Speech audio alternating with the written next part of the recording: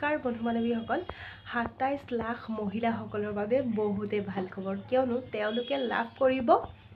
১০,০০০ টকা কিন্তু এতিয়া ধৰক আৰু হলে হয় ধৰক আৰু ৩ লাখ মহিলাৰ কি হ'ল নামটো কৰ্তন হ'ল কিয়নো তেওঁলোকে মহা লাখপতি বাইদেউ হৈ গ'ল লাখপতি হৈ গ'ল তেওঁলোকে সেইটো কাৰণে লাভ নকৰে কিয়নো তেওঁলোকৰ বাবে বেলেগ এটা আঁচনি চৰকাৰে দিব যে তেওঁলোকক লোন দিব পাৰে বা বেলেগ এটা মানে ধৰক আঁচনি দিব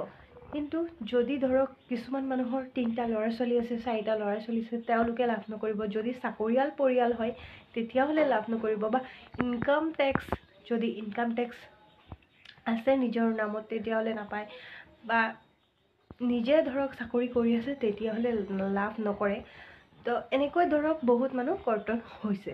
তো আমাৰ ২৭ লাখ মহিলাসকলে লাভ কৰিব এই টকাটো কেতিয়া লাভ কৰিব এপ্ৰিল মাহৰ পৰা ষ্টাৰ্ট হ'ব এপ্ৰিলৰ ১ তাৰিখৰ পৰা এই টকাটো দিয়া ষ্টাৰ্ট হ'ব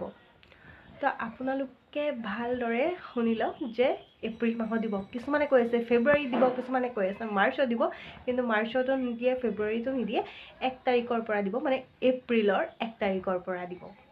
আশা কৰোঁ মোৰ ভিডিঅ'ৰ গোটেইখিনি কথা বুজি পাইছে মোৰ ভিডিঅ'টো ভাল লাগিলে লাইক কমেণ্ট শ্বেয়াৰ কৰিব চেনেলটো ছাবস্ক্ৰাইব কৰিব ধন্যবাদ